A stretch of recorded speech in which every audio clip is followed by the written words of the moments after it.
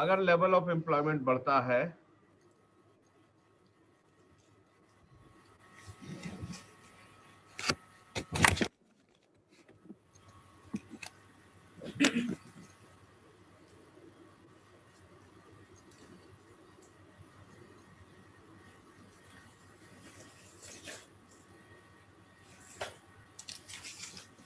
देखिए, level of employment जब भी बढ़ेगा तो क्या होगा, ये आप देखिए, इसमें आप इस एक्सिस पे रखिए इन्फ्लेशन को।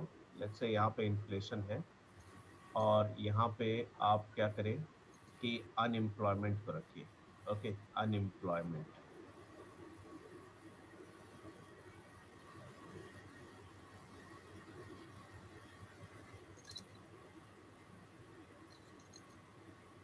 ठीक है, तो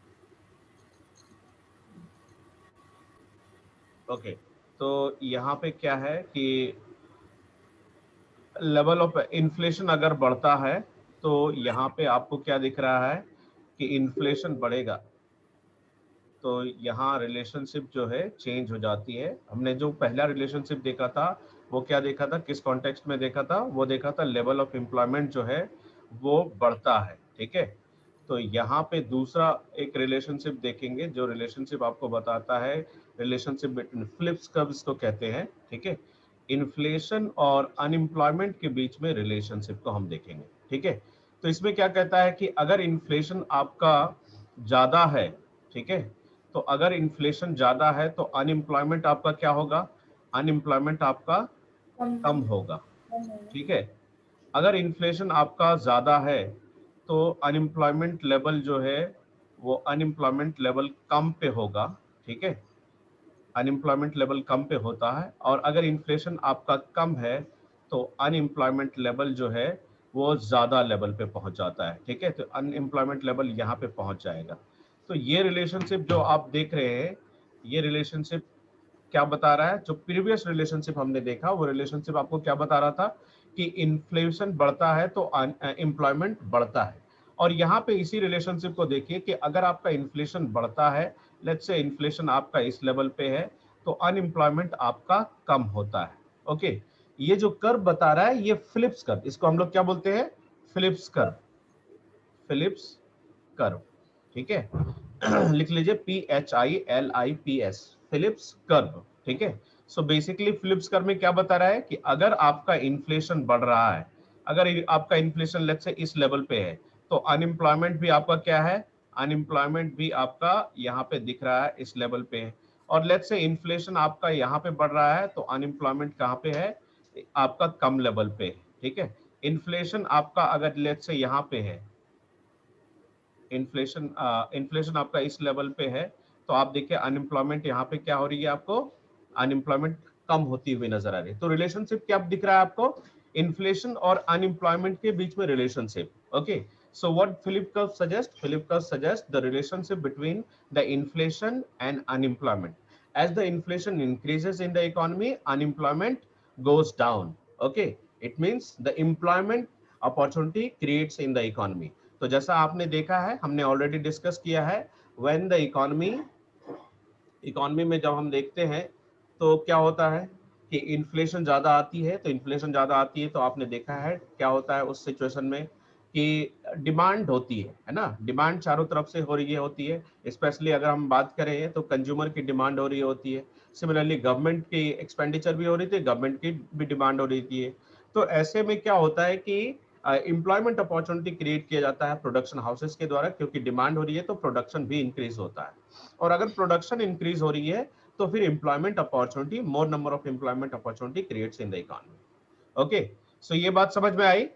ओके, लेकिन ऐसी जो सिचुएशन होती है, ये सिचुएशन आपकी हमेशा नहीं होती है। ठीक है, ये सिचुएशन कुछ चेंज हो सकती है, और स्पेशली जब हम देखें जब हमारा किनीशियन इकोनॉमिक्स का कॉन्सेप्ट है, किनीशियन इकोनॉमिक्स के कॉन्सेप्ट के अनुसार हम देखते हैं कि यही सिचुएशन चलती है कि जब भी आपकी इन्फ्लेशन इंक्रीज होती है तो अनएम्प्लॉयमेंट क्या होता है, goes down, as the inflation goes up unemployment goes down. Okay, but अगर आप देखें इसके आगे तो एक 1970s के सिचुएशन समय में एक सिचुएशन अकर हुई जिसको हम लोग कहते हैं स्टैगफ्लेशन। तो इसका जस्ट कॉन्ट्ररी आपको क्या नेक्स्ट पॉइंट मिलेगा, वो है स्टैगफ्लेशन। ओके, सो हम लोग नेक्स्ट कॉन्सेप्ट की बात कर रहे हैं। पहली कॉन्सेप्ट आपकी क्लियर हो गई? Yes sir. सभी लोग बताइए, पहली कॉन्सेप्ट आपकी क्लियर हुई? Yes sir. Yes. Yes sir. तो उस कॉन्सेप्ट में मैंने क्या बातें करी आपसे कि फिलिप्स कर्व इन्फ्लेशन क्या है? And effect in the economy. Yes Gomukh बताइए, क्या क्या बातें करी आपसे मैंने फिलिप्स कर्व के बारे में? सर फिलिप्स कर्व के बारे में सर कि जब इन्फ्लेशन आपकी बढ़ेगी हाँ, तो एम्प्लॉयमेंट अपॉर्चुनिटीज भी बढ़ेगी। Yes, And with the increase in inflation, there is a decrease in unemployment. This curve is termed as Phillips curve. Yes. तो बेसिकली फिलिप्स कर्व में क्या दिखा? Relationship between unemployment and inflation. So यहाँ ध्यान रखेंगे एक चीज कि ये रिलेशनशिप किसके किसके बीच में बता रहा है। So relationship between the inflation and unemployment. वहां पे आपसे यूपीएससी में हो सकता है कि आपसे ये लिख दिया जाए कि employment, relationship between inflation and employment. तो कर्व डिफरेंट टाइप से बन सकता है उस सिचुएशन में। ठीक है, आप देख रहे हैं कर्व मैंने पहली बार से दूसरी बार में चेंज किया कर्व को, ये कर्व डिफरेंट हो सकता है। इसलिए यहाँ ध्यान रखना है कि जब हम रिलेशनशिप की बात कर रहे हैं तो रिलेशन इन्फ्लेशन और अनएम्प्लॉयमेंट के बीच में रिलेशनशिप है। क्लियर है? ओके, सो इसी कॉन्टेक्स्ट इसमें हमने देखा कि डिमांड साइड जब आपका इकोनॉमी में इंक्रीज होता है तो डिमांड साइड की वजह से अगर इन्फ्लेशन आ रहा है तो ये सिचुएशन होती है। लेकिन अगर हम बात करें कि अगर सप्लाई साइड कॉन्स्टेंट्स आ जाए और सप्लाई साइड कांस्टेंट की वजह से अगर आपकी इकोनॉमी में इन्फ्लेशन होता है तो वो सिचुएशन डिफरेंट हो सकती है। ठीक है, तो एक कॉन्सेप्ट जो है वो दूसरा कॉन्सेप्ट हमें देखने को मिलता है स्टैगफ्लेशन का, which is contrary to the inflation concept जो हमने अभी देखा। ओके, सो फिलिप्स कर्व के कॉन्ट्ररी है। तो स्टैगफ्लेशन में क्या होता है, देखिए इस समय इकोनॉमिक ग्रोथ क्या होता है, इकोनॉमिक ग्रोथ आपका कम डाउन हो जाता है। अगर इकोनॉमिक ग्रोथ कम होता है तो इसमें आपको दिखेगा कि एम्प्लॉयमेंट अपॉर्चुनिटी क्या होगी, एम्प्लॉयमेंट जो है वो भी कम डाउन हो जाता है, एम्प्लॉयमेंट अपॉर्चुनिटी भी कम डाउन हो जाती है। और इसके साथ साथ आप देखेंगे इस सिचुएशन में कि एम्प्लॉयमेंट अपॉर्चुनिटी कम होती है, इकोनॉमिक ग्रोथ आपका ज्यादा होता है, और इसके साथ साथ ग्रोथ तो कम होता है। इसके साथ साथ देखिए इन्फ्लेशन भी ऐसी इकोनॉमी में क्या होता है, ज्यादा होता है। क्या होता है? इन्फ्लेशन ज्यादा। अगर आपने देखा हो तो मैंने अभी डिस्कशन किया, क्या डिस्कशन किया आपसे? आपसे डिस्कशन किया कि when the inflation increases the employment opportunity also goes up, है ना? लेकिन स्टैगफ्लेशन जो सिचुएशन है इसमें ये डिफरेंट तरीके से वर्क करता है। यहाँ पे क्या होता है कि देखिए इन्फ्लेशन आपकी इकोनॉमी में क्या हो रहा है, बढ़ रहा है, और एम्प्लॉयमेंट अपॉर्चुनिटी आपकी इकोनॉमी में कम हो रहा है। देखिए एम्प्लॉयमेंट अपॉर्चुनिटी क्यों कम हो रहा है? When the economic growth goes down, the employment opportunity will go down. ठीक है, अब यहाँ पे जो इन्फ्लेशन बढ़ रहा है वो इन्फ्लेशन डिमांड साइड की वजह से नहीं है, ये क्या है, डिमांड की वजह से नहीं है, बल्कि ये इन्फ्लेशन बढ़ रहा है किसी और रीजन से, वो है सप्लाई साइड कांस्टेंट्स। अगर सप्लाई साइड कांस्टेंट होगा तो उसकी वजह से अगर इन्फ्लेशन बढ़ रहा है तो ये सिचुएशन एग्जिस्ट कर सकती है कहाँ पे, स्टैगफ्लेशन की सिचुएशन इकोनॉमी हो सकता है। लेट्स से कि इकोनॉमी में प्रोडक्शन जो है, क्योंकि डिमांड कम हो गई है, लेट्स से प्रोडक्शन इकोनॉमी में क्या हो गया, गोज डाउन। अगर प्रोडक्शन बहुत कम हो जाता है तो जितने डिमांड है उस डिमांड में ही आपको क्या देखने को मिलता है, उसमें ही आपको क्या दिखता है कि स्लो डाउन हो जाती है, उसी में से प्राइस जो है इंक्रीज हो जाती है। आप एक सिचुएशन सोचिए कि जिम्बाब्वे में क्या सिचुएशन है। कल मैंने आपको बताया था कि प्रोडक्शन जो है वहां का बहुत नीचे हो गया है, जिसकी वजह से जितना प्रोडक्शन हो रहा है उसी में से जो है जो लोग कॉम्पीट कर रहे हैं, है ना? So too few resources are being targeted और are being chased by too many people. Okay, तो यहाँ पे प्रोडक्शन कम होने की वजह से प्राइस जो है वो अप हो जाती है। ओके, सो अगर हम स्टैगफ्लेशन की सिचुएशन कहते हैं तो stagflation is a situation when economic growth, when there is existence of less economic growth and less employment opportunity and higher inflation rate in the economy. And this higher inflation rate is goes up largely because of the lack of production in the economies. Okay, so economy में production अगर बहुत कम होगा तो इसकी वजह से आपको क्या देखने को मिलेगी, स्टैगफ्लेशन की सिचुएशन देखने को मिलती है। सभी लोग सहमत, सभी लोग इसमें साथ में हैं? सो स्टैगफ्लेशन क्या है? तो ये बेसिकली आपको दिख रहा है, it is contrary to the Phillips curve. तो फिलिप्स कर्व ने जो बताया कि if there is higher inflation, employment opportunity creates in the economy, unemployment जो है वो इकोनॉमी में कम हो रहा है। ओके, बट यहाँ पे स्टैगफ्लेशन में क्या दिख रहा है आपको? स्टैगफ्लेशन में दिख रहा है कि एम्प्लॉयमेंट एंड इन्फ्लेशन के बीच में इनवर्स रिलेशनशिप दिख रहा है। Okay, so therefore it is different from the concept that we have seen under the Phillips curve. Clear है ये? Sir. Yes, sir. सभी को समझ में आई ये? Yes, sir. ओके, तो क्या मैं इससे आगे बढ़ूं? क्या? वेटिंग रूम में, हाँ वेटिंग रूम में निकाल दिया, कर दिया था आपने? हाँ कर दिया। रोमा शायद अभी ज्वाइन नहीं कर पाई है।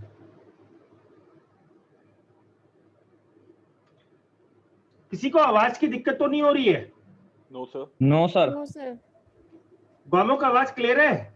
Yes sir. ठीक है, अच्छा, आप लोग है ना सब अपने अपने म्यूट कर लेना। Okay sir. जब क्वेश्चन पूछना हो तो अनम्यूट करना। ठीक है सर। ओके।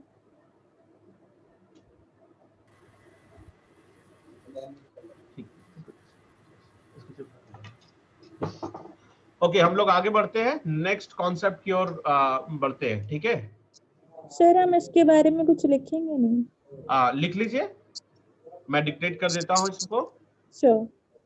ओके, सो लिखिए स्टैगफ्लेशन। मैं जो भी चीजें करूंगा उसको साथ में डिक्टेट करता चला जाऊंगा। ठीक है, तो यहाँ पे हमारा आज का जो फॉर्मेट है स्पेशली इन्फ्लेशन का, इसमें डिक्टेट करता चला जाऊंगा। बाकी जो है वो नेक्स्ट टॉपिक जो होगा आपका, उसमें सेल्फ एक्सप्लेनेटरी होगी चीजें, वो ऑलरेडी मेंशन होगा। ओके, तो आप जो भी नोट्स बनाएंगे उसको बनाते चले जाएंगे, लेकिन इसके साथ साथ आपको पीपीटीज अवेलेबल करा दी जाएगा। ओके, सो पहले स्टैगफ्लेशन के बारे में लिखिए। Stagflation is a situation when the economic growth goes down,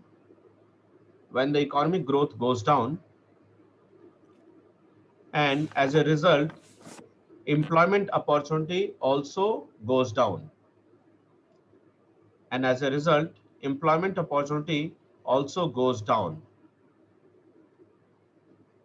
in such situation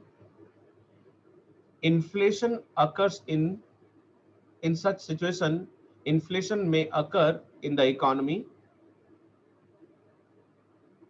largely due to lack of production in the economy.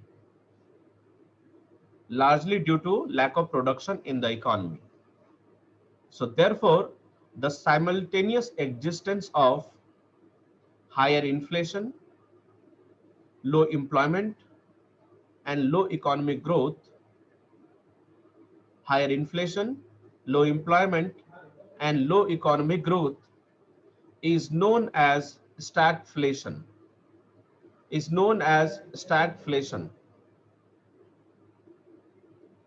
Clear है सभी को? एक बार आवाज दे दीजिए सभी लोग।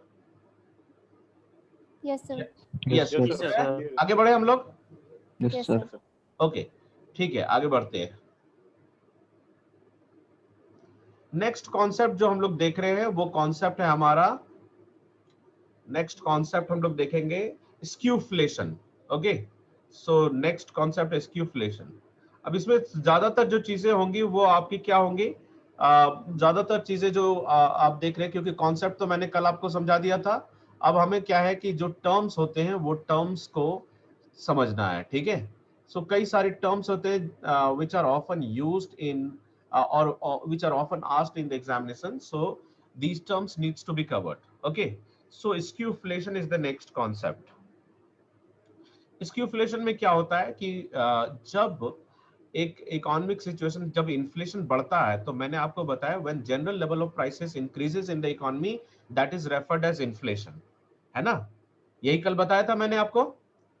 बट अगर मान लीजिए कि इन्फ्लेशन बढ़ता है और उसमें से 3-4 गुड्स के या नंबर ऑफ कमोडिटीज के ही दाम बढ़ते हैं केवल, तो वैसे सिचुएशन को हम लोग क्या बोलते हैं? स्क्यूफ्लेशन।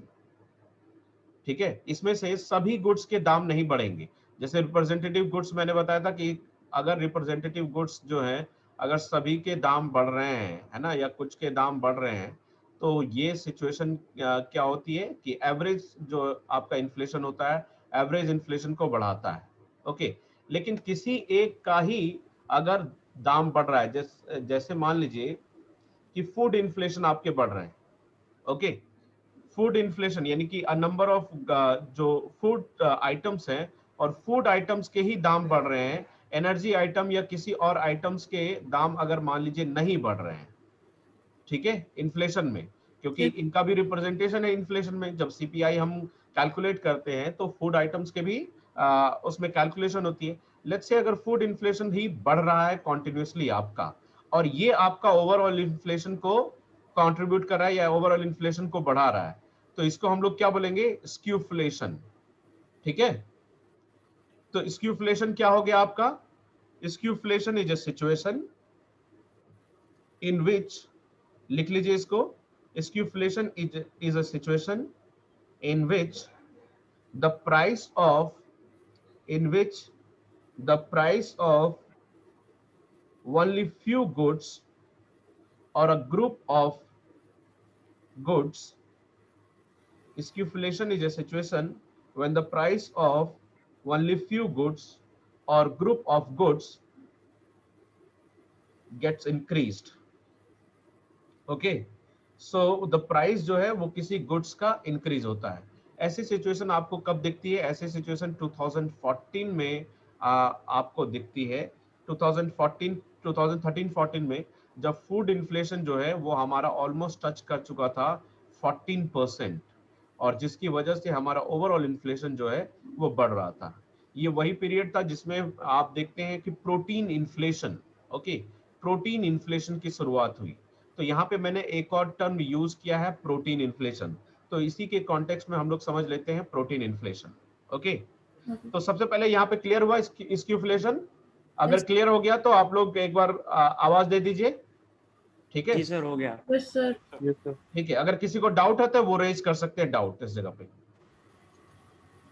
मैं वेट कर लेता हूं, आपको अगर डाउट है तो डाउट रेज कर सकते हैं इस वक्त। स्क्यूफ्लेशन को समझने में अगर किसी को दिक्कत हो रही है तो क्लियर है? सर इसमें फूड आइटम्स या फिर और कुछ भी? ओके, कोई भी आइटम्स हो सकते हैं, जरूरी नहीं कि केवल केवल फूड आइटम्स। मतलब कहने का मतलब क्या है? कहने का मतलब यह है कि इसमें जो है कोई एक पर्टिकुलर आइटम्स के प्राइस में इंक्रीज हो रही है, सिग्निफिकेंट इंक्रीज हो रही है, and that's why the inflation is increasing in the economy. इसीलिए हम उसको क्या बोलेंगे? स्क्यूफ्लेशन बोलेंगे। Okay, so not necessarily food items, हो सकता है एनर्जी आइटम्स की प्राइसेस बढ़ जाए, फॉर एग्जांपल नाउ, है ना, सो एनर्जी आइटम्स के दाम बढ़ जाएंगे। पेट्रोलियम प्राइसेस जब बढ़ रहे हैं तो पेट्रोलियम प्राइसेस बढ़ रहे हैं और तेजी से उसके दाम बढ़ रहे हैं, तो उसकी वजह से अगर आपका इन्फ्लेशन इकोनॉमी में आ रहा है, ठीक है, तो उसको हम लोग क्या बोलेंगे? स्क्यूफ्लेशन बोलेंगे। ठीक है, क्लियर हुआ? ओके, नाउ नेक्स्ट कॉन्सेप्ट जो मैंने अभी आपसे डिस्कस किया कि हमें डिस्कस करना है, वो कॉन्सेप्ट क्या है? इसके साथ ही हम लोग डिस्कस कर लेते हैं। एक वर्ड है प्रोटीन इन्फ्लेशन। क्या है? Protein inflation. ओके, तो प्रोटीन तो आप जानते हैं क्या होता है? प्रोटीन कितने लोगों को पता है? सभी को पता है, ठीक है। प्रोटीन तो आपने बचपन से पढ़ा है। नाउ अच्छा, कुछ ऐसे आइटम्स बताइए जिसमें प्रोटीन अवेलेबल है और प्रोटीन मिलता है आपको। पल्सेस। बताइए गोमुख, पल्सेस, एग। प्रोटीन आप यूज करते हैं बहुत? ये सब पल्सेस हो गया सर। बाकी सप्लीमेंट्स होते हैं। मिल्क में कैल्शियम होता है। हाँ, मतलब मेन तो सर पल्सेस होता है हमारा। लेग्यूम्स होते हैं, leguminous amino acids. Paneer paneer तो आप प्रोटीन। देखिए वैसे आइटम्स, यस ठीक है, आपने सही बताया। सर एक मिनट, ये बच्चे भी कुछ छेड़खानी कर रहे हैं, ये बोर्ड पे लिख दे रहे हैं। अच्छा अच्छा अच्छा अच्छा, चलो ओके। अब प्रोटीन इन्फ्लेशन, ठीक है। प्रोटीन इन्फ्लेशन ये क्या होता है, इस सिचुएशन में भी आपको इन्फ्लेशन बढ़ता हुआ नजर आ रहा है, लेकिन inflation of what, those goods which comprises, और जिसमें क्या होता है कि प्रोटीन की मात्रा होती है। अगर आप देखिए कि हमारा इकोनॉमिक ग्रोथ 1990s के बाद बढ़ा है और कॉन्टिन्यूसली इस दौरान जो है लोगों की इनकम भी बढ़ी, तो इकोनॉमिक ग्रोथ हुआ, इसका फायदा लोगों तक भी मिला। इकोनॉमिक ग्रोथ बढ़ रहा है तो लोगों की इनकम बढ़ रही है, ओके। और लोगों की अगर इनकम बढ़ रही है तो आपको फायदा कहाँ देखने को मिलता है, या फिर क्या होता है, लोगों की इंटरेस्ट भी डाइवर्सिफाई होती है, ओके। इंटरेस्ट क्या हो रहा है, बढ़ रहा है। अब आपकी खाने की ability, purchasing capacity in terms of, अगर देखिए फूड फूड आइटम्स में आपकी परचेजिंग कैपेसिटी बढ़ जाती है। अब आप ज्यादा फूड मतलब वैसे फूड खाना चाहते हैं जहाँ पे वेजिटेबल्स आपके फूड में होना चाहिए, जहाँ पे आपके फूड में क्या होना चाहिए, मिल्क होना चाहिए, जहाँ पे आपके फूड में क्या होना चाहिए, प्रोटीन, पल्सेस होना चाहिए। तो अगर आप देखिए ऑफ लेट जब हमारा इकोनॉमिक ग्रोथ हो रहा है तो इससे लोगों की इनकम बढ़ रही है, पर कैपिटा इनकम बढ़ रही है, तो लोगों की कैपेसिटी जो फूड आइटम्स में वो खर्च कर रहे हैं, वो फूड आइटम्स में भी उनका डाइवर्सिफाई इंटरेस्ट हो रहा है। और ये डाइवर्सिफाई इंटरेस्ट होने की वजह से अब वो ऐसे फूड यूज कर रहे हैं जो विटामिन युक्त फूड्स हो, वेजिटेबल्स हो। तो वेजिटेबल्स की आप देखते हैं कंजम्पशन कंट्री में बढ़ी है। सिमिलरली मिल्क की कंजम्पशन बढ़ी है, एग की कंजम्पशन बढ़ी है, प्रोटीन यानी दाल की कंजम्पशन बढ़ी है। इन सभी कंजम्पशन की वजह से आपको दिखता है ऐसे गुड्स जो प्रोटीन और विटामिन युक्त गुड्स हैं, उसकी प्राइसेस में सिग्निफिकेंट जंप नजर आ रहा है, ओके। तो जैसे आप देखिए, आज आप कंपेयर कीजिए कि 2009-10 में जो प्राइस थी आपकी मिल्क की, और आज आप देखिए मिल्क की Yes, प्राइस में सिग्निफिकेंट चेंजेस नजर आते हैं आपको इस 10 साल में। yes, वो sir. नजर क्यों आता है, क्योंकि लोगों के पास इनकम बढ़ी है, और Hmm. लोगों की इनकम बढ़ी है तो लोगों के पास जो है वो इन अच्छे फूड आइटम्स या प्रोटीन युक्त या विटामिन युक्त फूड खाने की क्या है कि इंटरेस्ट भी बढ़ी है और उसके प्रति खर्च भी बढ़े, और इसकी वजह से demand in these goods have Yes. Increased. और डिमांड अगर इन गुड्स का बढ़ता है तो इनकी वजह से इनका प्राइस भी क्या देखने को मिल रहा है, बढ़ रहा है, ठीक है। सो इसलिए हम लोग इसको क्या बोलते हैं, प्रोटीन इन्फ्लेशन बोलते हैं, okay. It is rather a new concept, ठीक है।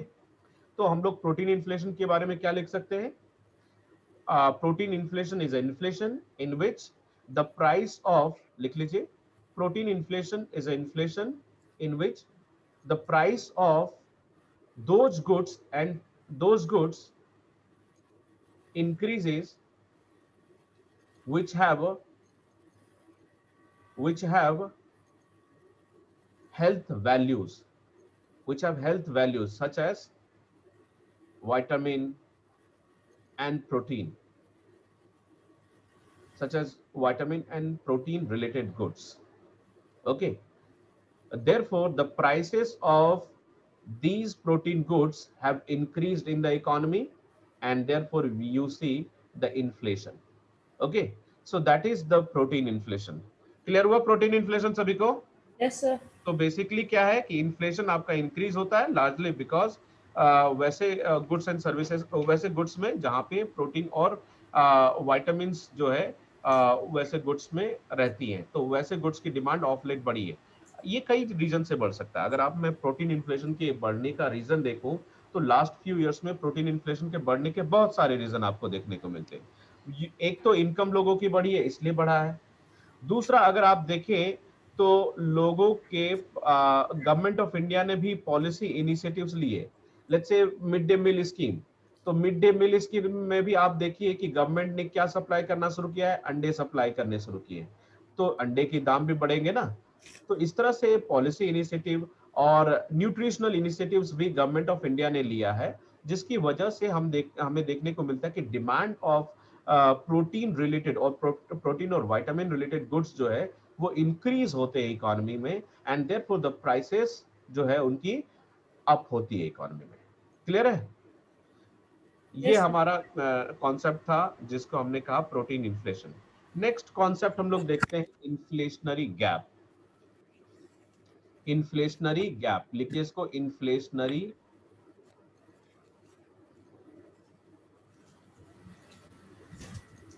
Inflationary gap. ओके, सो इन्फ्लेशनरी गैप। अब इन्फ्लेशनरी गैप को हम कैसे डिफाइन करेंगे? देखिए इसको एक एग्जांपल से समझते हैं। लेट्स से आज इकोनॉमी में जो है गुड्स एंड सर्विसेज की पूरी वैल्यू, यानी आज इकोनॉमी की में जीडीपी का साइज कितना है? आज इकोनॉमी में जीडीपी का साइज दिख रहा है हमें कितना? लेट्स से जीडीपी का साइज दिख रहा है 100 रुपीज, ठीक है। सो केवल और केवल गुड्स एंड सर्विसेज, जो total value of goods and services है वो केवल और केवल कितना है? 100 रुपए। ओके, आज अब ये जीडीपी का साइज है, लेकिन इस जीडीपी को मीट करने के लिए जो number of employed upon number of people जो एम्प्लॉयड हैं, वो मान लीजिए कि हमारी पॉपुलेशन का और जो डिजर्विंग लेबर है उसमें से 50% लोग काम कर पा रहे हैं। Okay, so the 50% people, if the 50% of workforce are engaged in employment opportunity, employment, तो हमारा जीडीपी का प्रोडक्शन कितना हो रहा है? 100 हो रहा है। ओके, लेट्स से अगर कल को सिचुएशन चेंज होती है 1 ईयर आफ्टर दिस, तो हमारा जो है कि सभी लोग, जितने भी लोग एम्प्लॉयमेंट अपॉर्चुनिटी के लिए डिजर्विंग है, सभी लोग अगर एम्प्लॉयमेंट अपॉर्चुनिटी में एंगेज्ड है और एम्प्लॉयमेंट में एंगेज्ड है, तब हमारा लेवल ऑफ प्रोडक्शन जो है वो ज्यादा होगा या कम होगा? नेहा, ज्यादा होगा या कम होगा? ज्यादा होगा। ज्यादा होगा। तो यहाँ पे देखिए 50% लोग अगर एम्प्लॉयड हैं तो कितना जीडीपी क्रिएट कर पा रहे हैं? 100 रुपीज का जीडीपी क्रिएट कर पा रहे हैं। और अगर मान लीजिए 100% लोग अगर एंगेज हो गए तो जीडीपी का साइज क्या हो जाएगा? डबल हो जाएगा, डबल हो जाएगा। ओके, सो अब ये जो डिफरेंस आपको दिख रहा है ना, डिफरेंस करंट सिचुएशन, जो करंट जीडीपी है, ओके, करंट जीडीपी और जो जीडीपी का साइज 100% एम्प्लॉयमेंट अपॉर्चुनिटी के बाद बन जाएगा, इनके बीच के डिफरेंस को हम लोग क्या बोलते हैं? Inflationary gap. ठीक है, इसी को बोलते हैं हम लोग इन्फ्लेशनरी गैप। समझ में आई ये बात? तो yes sir. So GDP Okay, at current level है ना, जीडीपी आपको दिख रहा है करंट लेवल पे जीडीपी का size with the level of employment in today's situation, and when the GDP will increase, when employment increases to 100% in the economy, so तब और अब के जीडीपी का डिफरेंस क्या होगा? इस डिफरेंस को हम लोग क्या बोलते हैं? Inflationary gap. समझ में आई? इसी को हम लोग क्या बोलते हैं? Inflationary gap. ओके, सो इन्फ्लेशनरी गैप के बारे में लिख लीजिए, इन्फ्लेशनरी गैप। इसी को हम लोग क्या बोलते हैं? Expansionary gap. यानी कि इकोनॉमी अगर एक्सपेंड कर जाए, यानी कि सभी लोगों को अगर जॉब मिल जाए इकोनॉमी में, तो फिर इकोनॉमी का साइज क्या हो जाएगा? ठीक है, so that is known as expansionary gap. तो लिख लीजिए इसको आप लोग ब्रीफ में, inflationary gap is the difference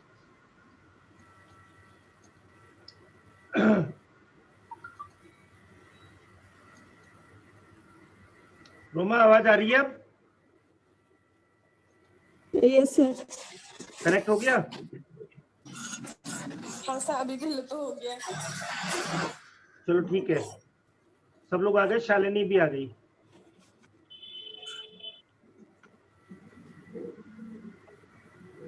चलो आप लोग अपना माइक तब ऑन करना जब आपको कोई क्वेश्चन पूछना है।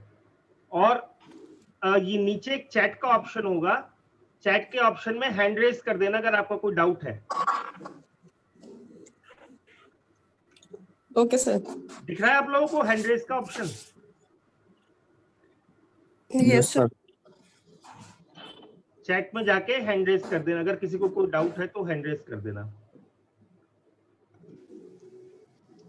ठीक है, कोई ऐसा है जिसको दिक्कत आ रही है? शिवानी, शिवानी तेरी तो आवाज ही नहीं आ रही है।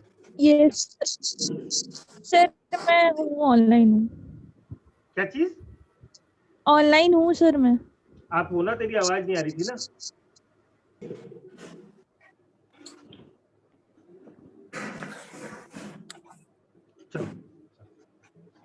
ठीक है, तो जैसे मैंने डिक्टेट कर लिया और अगर आपको कंप्लीट हो गया तो बता देना, ठीक है।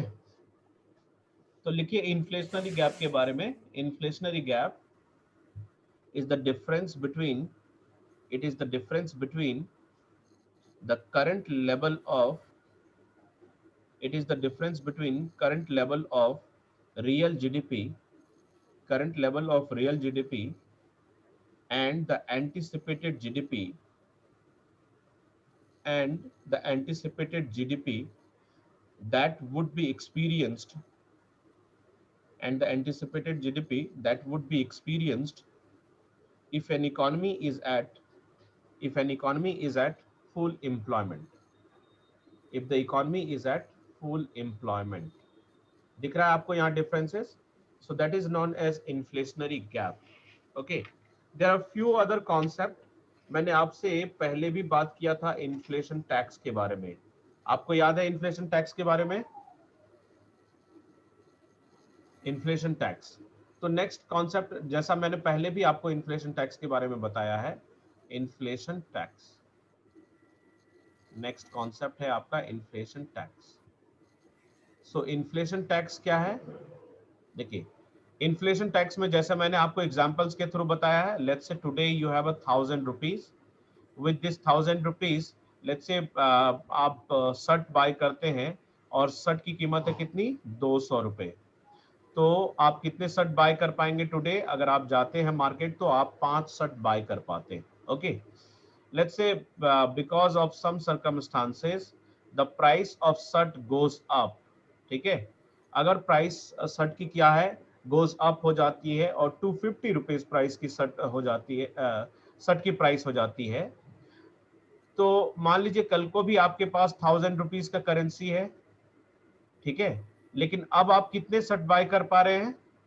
4 शर्ट बाय कर पा रहे हैं, और 4 शर्ट बाय कर पा रहे हैं, ठीक है। Yes. अब आप 4 शर्ट बाय कर रहे हैं तो आपको क्या दिख रहा है कि एक शर्ट की कमी दिख रही है। क्या मैंने ये कॉन्सेप्ट पहले आपसे डिस्कस किया है? Yes sir. यस, हमने ये कॉन्सेप्ट ऑलरेडी डिस्कस किया था। ये एक शर्ट की वैल्यू किसके पास ट्रांसफर हो रही है? ये एक शर्ट की वैल्यू ट्रांसफर हो रही है किसके पास? गवर्नमेंट के पास ट्रांसफर हो रही है। Okay, so it is not a tax, basically transfer of your purchasing capacity from you to the government, okay, और द इश्यूअर ऑफ करेंसी। तो इसको हम लोग इन्फ्लेशन टैक्स कहते हैं। मैंने इन्फ्लेशन टैक्स इसको थोड़ा सा डिक्टेट कर लीजिए, मे बी वहां पे ज्यादा डिक्टेट नहीं कराया हो, Yes, sir. पर यहाँ पे इसको डिक्टेट कर लीजिए इसको डिटेल में, ठीक है। Yes, sir. लिख लीजिए, inflation erodes the purchasing power of money,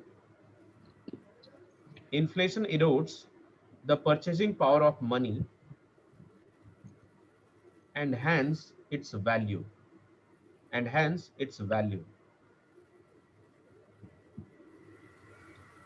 People who hold currency, people who hold currency are the real losers.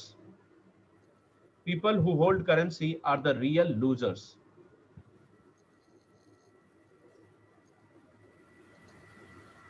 People who hold currency are the real losers, and the government who has sole responsibility, and the government who has sole responsibility of printing money, and the government who has sole responsibility of printing money gains at the cost of people's earning, gains at the cost of people's earning,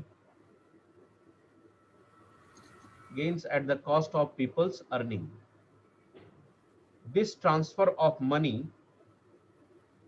this transfer of money from people's pocket, this transfer of money from the people's pocket to government is known as inflation tax, is known as inflation tax. Okay, so now there is another concept, हम बात करेंगे इस concept की। दूसरा concept, next concept में हम next concept, आप इसमें देखिए 4 कॉन्सेप्ट मैं डिस्कस करूंगा साथ में, ठीक है। तो ये 4 कॉन्सेप्ट आपके साथ में होंगे।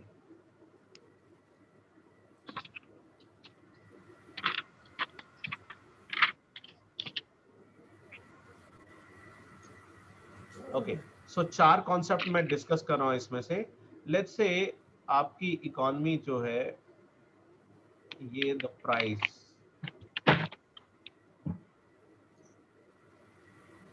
ओके, सो अगर मान लीजिए कि ये है आपका 0, तो इससे नीचे जाएंगे इस ग्राफ में तो क्या होगा, इट्स अ नेगेटिव टेरिटरी, यानी कि प्राइस जो है वो क्या हो रहा है यहाँ पे, नेगेटिव में जा रहा है। लेट्स से -1%, -2, -3 एंड -4, इस तरह से ये नेगेटिव है, और आप ऊपर की ओर जाते हैं तो प्लस होता है। ठीक है, तो ये आपका क्या है, ओके।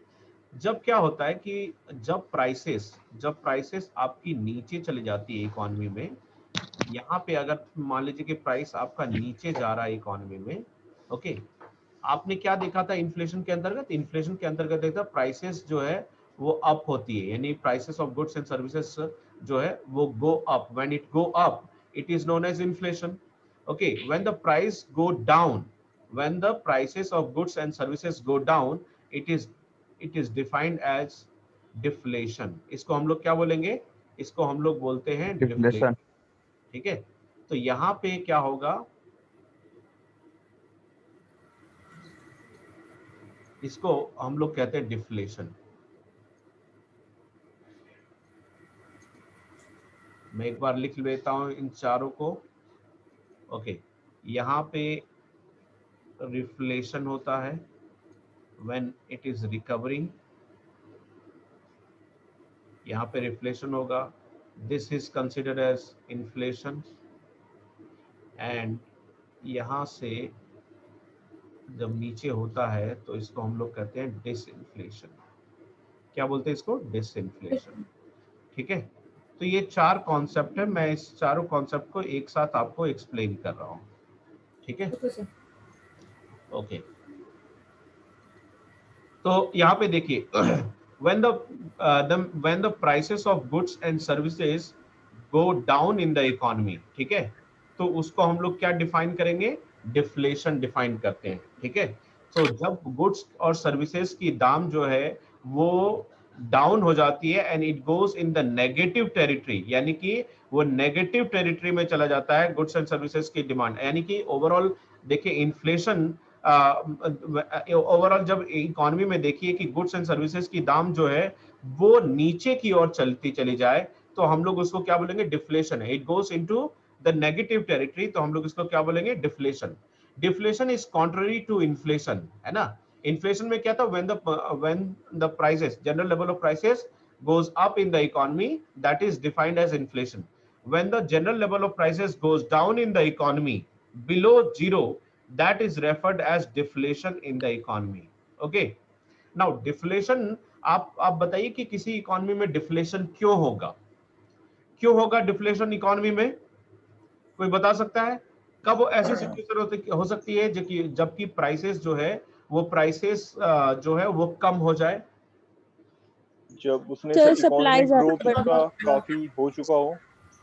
एक तो ये है कि सप्लाई जो है वो बढ़ जाती है ना, तो सप्लाई बढ़ने Yes. से हो सकता है कि प्राइसेस जो है वो बढ़ जाए। लेकिन इकोनॉमी में यहाँ पे देखिए क्या हो रहा है कि demand and supply both goes down. ठीक है, दो डिमांड और सप्लाई है दोनों ही इस यहाँ पे क्या होती है, कॉन्टिन्यूसली डाउन हो जाती है। रिसेशन के पीरियड में या डिप्रेशन के पीरियड जब होती है तो उस समय आपको दिखेगा कि price of goods and services जो है वो इनफैक्ट डाउन हो जाती है। ओके, तो ये सिचुएशन को हम लोग डिफ्लेशन कहते हैं। क्लियर है, यानी कि ये किस लिए होगा कि डिमांड एंड सप्लाई बोथ, अगर आपकी इकोनॉमी में क्या हो रहा है कि डिक्रीज हो रहा है and demand is decelerating more speedly than the production in the economy, तब आपको डिफ्लेशन की सिचुएशन देखने को मिलती है। ओके, नाउ रिफ्लेशन हम लोग क्या बोलते हैं, जब आपकी इकोनॉमी में डिमांड एंड सप्लाई जो है, डिमांड बहुत कम है, supply is also going down, तो ऐसी सिचुएशन में क्या होगी कि इकोनॉमी इटसेल्फ, यानी खुद ब खुद इस इकोनॉमी अपने आप को बाहर नहीं कर पाएगी। जैसे मान लीजिए कि डिमांड कम है, उस साइकिल को याद कीजिए कि अगर डिमांड कम है तो डिमांड कम होगा तो प्रोडक्शन क्या होगा, कम होगा, और प्रोडक्शन कम होगा तो एम्प्लॉयमेंट अपॉर्चुनिटी कम होगी, एम्प्लॉयमेंट अपॉर्चुनिटी कम होगी तो इनकम कम होगी, तो ये साइकिल चलता रहेगा। ठीक है, लेकिन अगर इस साइकिल को ब्रेक करना है तो इस साइकिल को ब्रेक कौन कर सकता है? सिर्फ और सिर्फ गवर्नमेंट कर सकती है, ठीक है, इसके अलावा कोई इस साइकिल को ब्रेक नहीं कर सकता है। सो देयरफॉर जब भी आपकी इकोनॉमी में क्या होता है कि डिमांड और सप्लाई दोनों कम हो जाते हैं, ठीक है, तो economy will not be able to recover from this situation on its own and the market will not be able to recover. So वहां पे क्या होगा? वहां पे इंटरवेंशन करेगा कौन? गवर्नमेंट इंटरवेंशन करेगा।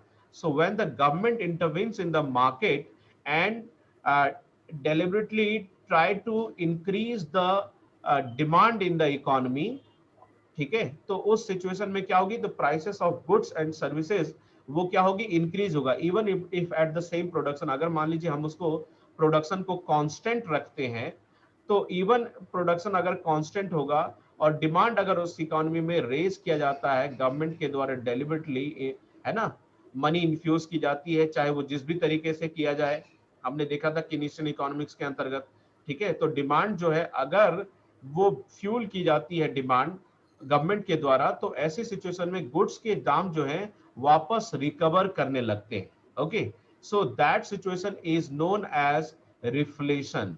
सो reflation is a situation when the price of goods and services increases from the level of deflation to a level of zero, यानी कि अब प्राइसेस जो है वो रिकवर करती है फ्रॉम द प्रीवियस सिचुएशन, तो हम लोग उसको क्या बोलेंगे? रिफ्लेशन बोलेंगे, ठीक है। नाउ इन्फ्लेशन तो आपको पता है, इन्फ्लेशन का मतलब क्या है? इन्फ्लेशन का मतलब when the prices of goods and services increases in the economy, तो हम उसको इन्फ्लेशन कहते हैं। Let's say goods and services की प्राइसेस क्या होगी? पहले हो सकता है 4% की दर से बढ़े, फिर 5% की स्पीड से बढ़े, फिर 6% की स्पीड से बढ़े, फिर 7% की स्पीड से बढ़े, ऐसा हो सकता है। तो इकोनॉमी में 4%, 5, 6, 6, 7 इस तरह से अगर आपकी इकोनॉमी का इन्फ्लेशन बढ़ता है तो हम लोग उसको इन्फ्लेशन के रूप में डिफाइन करते हैं। डिसइन्फ्लेशन, देखिए जो फोर्थ कॉन्सेप्ट है वो है डिसइन्फ्लेशन। इसका मतलब क्या है? Disinflation is not contrary to inflation, ये ध्यान रखेंगे। इन्फ्लेशन का कॉन्ट्ररी मैंने आपको बताया था डिफ्लेशन है, ठीक है, इन्फ्लेशन का कॉन्ट्ररी डिसइन्फ्लेशन नहीं है। डिसइन्फ्लेशन में हम लोग बस क्या बोलेंगे? Slowing down of rate of inflation. इसको क्या बोलेंगे? Slowing down of rate of inflation, ठीक है। अगर रेट ऑफ इन्फ्लेशन आपका स्लो डाउन हो जाता है तो उसको हम लोग डिसइन्फ्लेशन के रूप में रेफर करते हैं। जैसे मान लीजिए कि इस लेवल पे, आप इस लेवल पे देखिए, इस लेवल पे जो इन्फ्लेशन है, let's say inflation reach to the 7% level. अब दूसरे बार क्या है, दूसरे महीने अगर हम इन्फ्लेशन कलेक्ट करते हैं तो उसमें दिख रहा है कि इन्फ्लेशन आपका क्या है कि 6% की दर से बढ़ रहा है। Okay, so rate of inflation आपका 6% हो गया। तो आप क्या देख रहे हैं कि रेट ऑफ इन्फ्लेशन पहले 7% की दर से बढ़ रहा था, and if the rate of inflation goes down to 6%, and that is known as disinflation. So it is not contrary to inflation, rather it is the slowing down of the rate of inflation. पहले 7 था और अब ये 6% हो रहा है, तो इसको हम लोग क्या बोलेंगे? डिसइन्फ्लेशन के रूप में रेफर करते हैं। Okay, so clear, concept clear हुआ आपका? डिफ्लेशन क्या है, रिफ्लेशन क्या है, इन्फ्लेशन आपने ऑलरेडी जाना था, और डिसइन्फ्लेशन क्या है। तो ये चार कॉन्सेप्ट आपके क्या है, एक दूसरे से लिंक है। यहाँ पे क्लियर है सभी को? जी सर। सर एक बार डिसइन्फ्लेशन दोबारा रिपीट कर देंगे? किसी को डाउट है तो आप चैट बॉक्स में बता सकते हैं कि अगर डाउट है, या माइक ऑन करके आप पूछ सकते हैं कि कहाँ पे डाउट है आपको, कहाँ पे डाउट नहीं है। यस चिराग, बताइए क्या प्रॉब्लम है? सर डिसइन्फ्लेशन एक बार रिपीट कर देंगे सर आप? Yes please.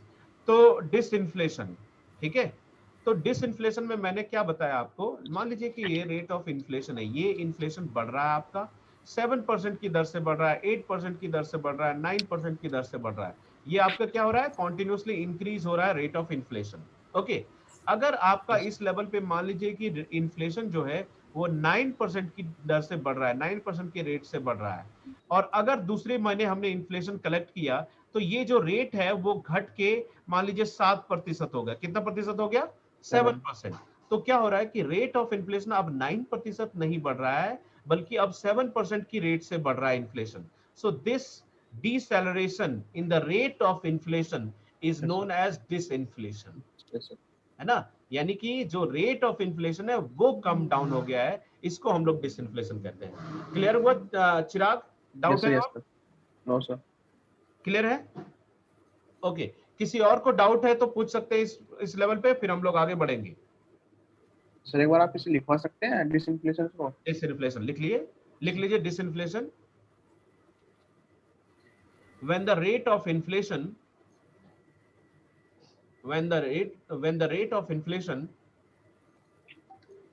is decreased in the economy,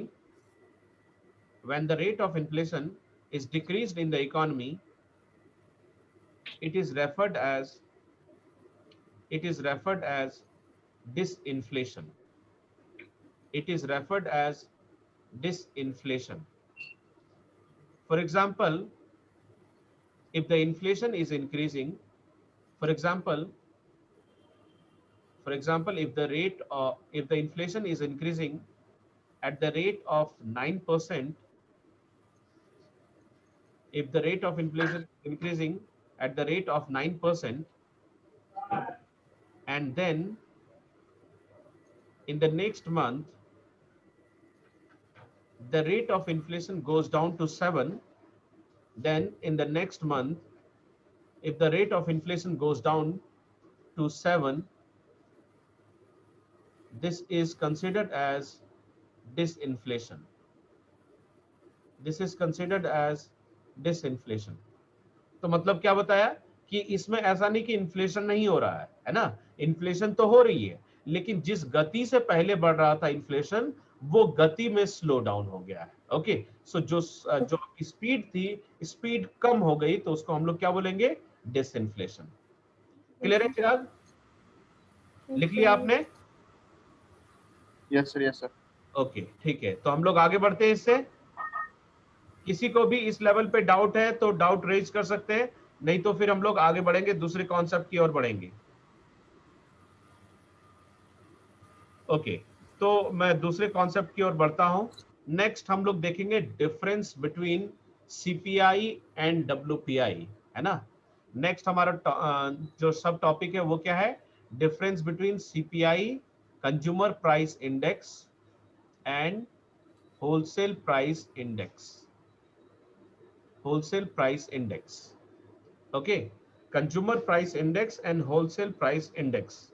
और इसके साथ साथ हम लोग एक और टर्म देखेंगे, producer price index. Okay, producer price index जो है अभी तक हम इंडिया में इम्प्लीमेंट नहीं हुई है, लेकिन अगर आप देखें तो कमिटी है, कमिटी कॉन्स्टिट्यूट की गई थी और उस कमिटी के रिकमेंडेशन के अनुसार ये बातें की गई है कि इंडिया में भी पीपीआई होना चाहिए, यानी प्रोड्यूसर प्राइस इंडेक्स। तो हम लोग इसकी डिफरेंस को समझेंगे।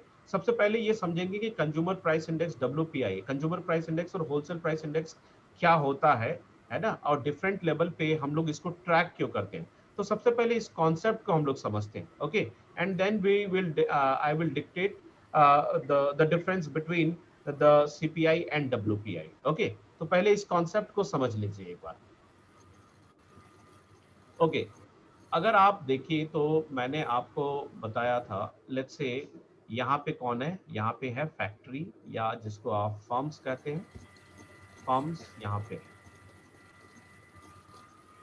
फिर ये फर्म्स क्या करेगा? कोई चीजें प्रोड्यूस करेगा, ठीक है, ये प्रोड्यूस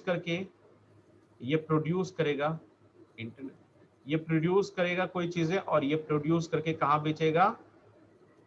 मार्केट में बेचेगा, जिसको हम लोग क्या बोलते हैं? प्रोडक्ट मार्केट, ठीक है। तो यहाँ पे कोई चीजें बेची जाएगी प्रोडक्ट मार्केट में, और मार्केट या गुड्स एंड सर्विस मार्केट में। फर्म्स कोई चीजें प्रोड्यूस कर रहा है, और फर्म्स कोई चीजें प्रोड्यूस कर रहा है, तो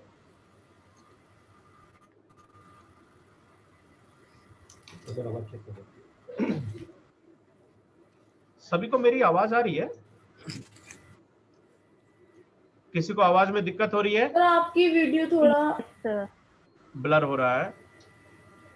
सर आपकी वॉइस ब्लर आ जा रहा है, इंटरनेट कनेक्शन कर रहा है। आवाज में कोई सर दिक्कत आपकी थोड़ी वॉइस प्रॉब्लम कर रही है वॉइस। हाँ जी, पहले आ रही थी ये प्रॉपर? तो सही सुनाई दे रहा है। अभी भी सही सुनाई दे रहा अब आ रही है। अब बीच आवाज बीच में थोड़ा थोड़ा ज्यादा आवाज आ रही है? इस तरह से आवाज आपको है। ज्यादा आ आ रही है, रही है? ठीक आ रही है सर। अभी ऐसे ज्यादा आ रही है सर।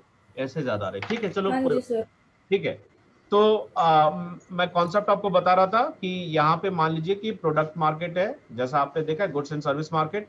यहाँ पे फर्म्स है और फर्म्स जो है ये प्रोड्यूस करती है, ठीक है। तो यहाँ पे ठीक है। अब आप देखिए कि डिफरेंस को समझिए, कॉन्सेप्ट को समझिए कि WPI एंड CPI, ठीक है।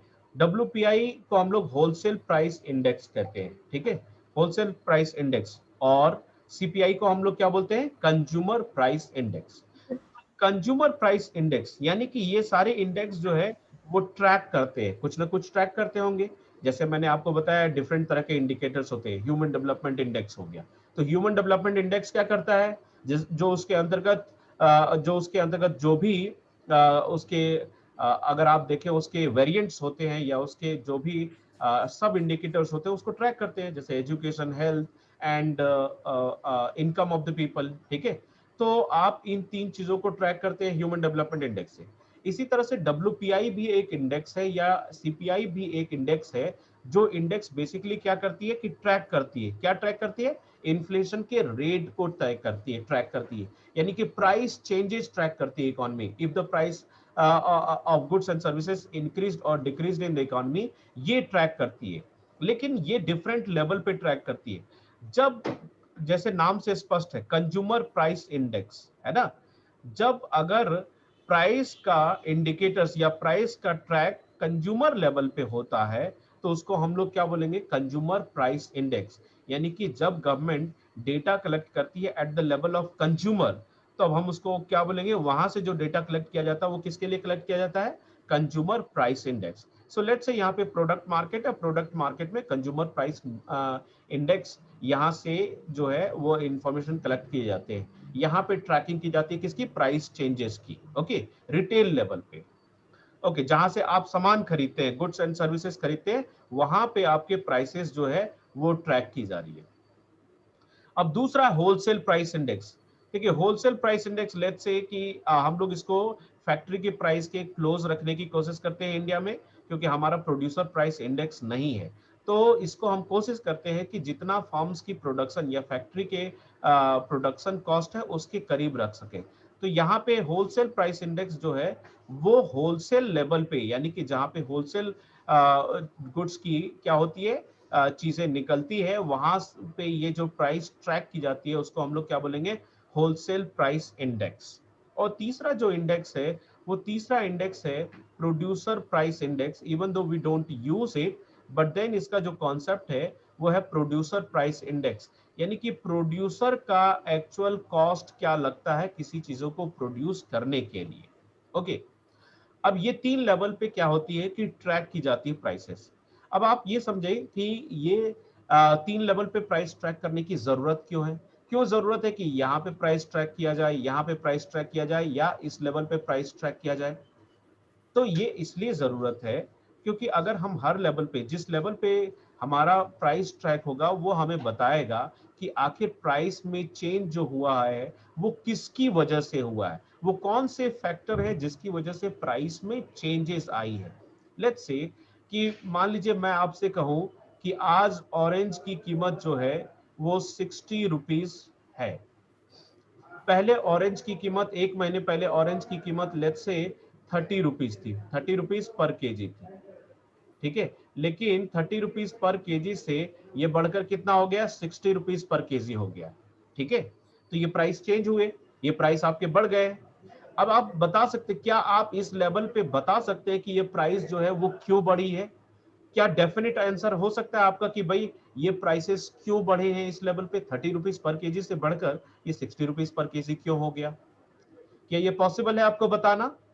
और आप बताएंगे देयर आर मेनी रीजंस। आप कह सकते हैं कि भाई यहाँ पे एक तो इनडायरेक्ट टैक्स लग गया होगा, इनडायरेक्ट टैक्स ज्यादा बढ़ गया होगा इसकी वजह से हो गया, या फिर हो सकता है इंफ्रास्ट्रक्चर के प्रॉब्लम की वजह से हो गया, या इसके प्रोड्यूसर का कॉस्ट बढ़ गया, या फिर फार्म्स की कॉस्ट बढ़ गई होगी, या फिर फार्म्स की इनपुट कॉस्ट बढ़ गई होगी, लैंड, लेबर, कैपिटल, एंटरप्रेन्योरशिप के कॉस्ट बढ़ गए होंगे। ये सारे फैक्टर्स आ सकते हैं ना इस लेवल पे कि 60 यस सर। रुपीज क्यों बढ़ गया? हो सकता है Yes, sir. Long value chain specific नहीं होगा सर कोई। पड़ सकता है, ऐसा हो सकता है ना? Yes sir. यस। तो आप कोई डेफिनेट आंसर तो नहीं बता सकते कि ये प्राइस में क्यों चेंजेस हुआ है, क्यों चेंजेस हुए, ये आप डेफिनेटली नहीं, कोई एक फैक्टर आप कंट्रीब्यूट नहीं कर सकते और कोई एक फैक्टर आप नहीं बता सकते कि कौन जो इस प्राइस को कंट्रीब्यूट कर रहा है ना, प्राइस राइज को कंट्रीब्यूट कर रहा है। तो आप उसका जब आप डायग्नोस ही नहीं कर पाओगे प्रॉब्लम को इस लेवल पे, तो आप इंटरवेंशन कर सकते हो। So government can not make any intervention, क्योंकि उसे स्पेसिफिकली पता नहीं है कि ये 30 से 60 रुपीस में कैसे प्राइस चेंज हुए, ठीक है। तो इसीलिए गवर्नमेंट क्या कर रही है कि मान लीजिए यहाँ से यहाँ जो है वो प्राइस की ट्रैक कर रही है, तो इसके बीच में आप जानते हैं इस लेवल पे क्या था, इनडायरेक्ट टैक्सेस हुआ करते थे, ठीक है, या फिर इंफ्रास्ट्रक्चर का प्रॉब्लम होगा, या फिर किसी और रीजन से यहाँ पे बढ़ता है, ठीक है। तो ये बेटर तरीके से ट्रैक हो सकती है या नहीं, अगर मैंने इस लेवल पे ट्रैक किया और इस लेवल पे प्राइस ट्रैक की, तो मेरा बेटर लेवल पे बता सकते हैं कि देखो इसमें प्राइसेस चेंज क्यों हुए। अगर मान लीजिए मैंने WPI को ट्रैक किया, ठीक है, तो ये बता सकता है कि फैक्ट्री को क्या किस किस तरह के प्रॉब्लम, क्या टैक्स बढ़ने की वजह से उनको बढ़ा, क्या लाइसेंस फी बढ़ने की वजह से उनको उनका प्राइस बढ़ा, या किस किस वजह से बढ़ा उनका प्राइस, ये हम लोग कह सकते हैं अगर हमने इसको ट्रैक किया। सिमिलरली अगर प्रोड्यूसर प्राइस इंडेक्स निकालते हैं, तो यहाँ हम डेफिनेट कह सकते हैं कि देखिए इनपुट कॉस्ट में बढ़ोतरी हो रही है, वो इंक्रीज बढ़ रहा है, इसलिए ओवरऑल प्राइस बढ़ रहा है। तो इनपुट कॉस्ट में हो सकता है कि लैंड, लेबर, कैपिटल, एंटरप्रेन्योरशिप या एग्रीकल्चरल प्रॉब्लम या लॉन्ग सप्लाई चेन, किसकी वजह से ये प्राइस बढ़ा है, तो हम डेफिनेटली कह सकते हैं। तो इसलिए हम डिफरेंट लेवल पे क्या करते हैं, डिफरेंट लेवल पे प्राइसेस को ट्रैक करते हैं, ताकि गवर्नमेंट को ये एग्जैक्टली पता चले कि प्राइस जो चेंजेस हुए हैं वो प्राइस चेंजेस किसकी वजह से हुए हैं, वो कौन से फैक्टर हैं जो कंट्रीब्यूट कर रहा है प्राइस के इंक्रीज और डिक्रीज होने में, ठीक है। तो इसलिए डिफरेंट लेवल पे ट्रैकिंग की जाती है गवर्नमेंट के द्वारा, WPI, CPI एंड WPI। तो मेनली हम लोग दो तरह के इंडिकेटर्स यूज करते हैं, कंज्यूमर प्राइस इंडेक्स और होलसेल प्राइस इंडेक्स। ओके, तो कॉन्सेप्ट आपका क्लियर हुआ कि ये डिफरेंट लेवल पे कॉन्सेप्ट, ये जो ट्रैकिंग है वो डिफरेंट लेवल पे ट्रैकिंग क्यों की जाती है। सर एक हुआ? बार रिपीट कर दीजिए। यस, जोर से बोलिए।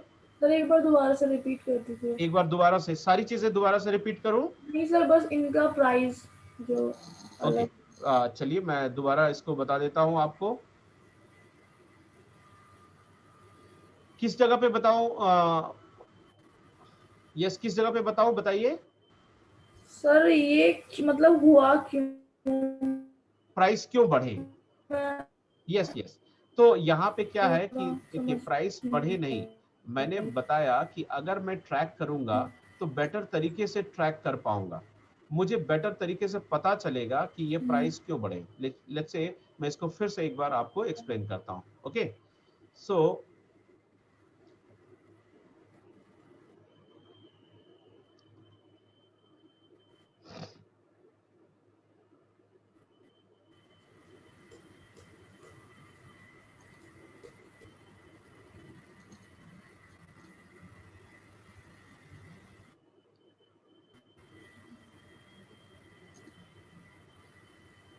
लेट्स से यहाँ पे क्या है, फॉर्म्स है,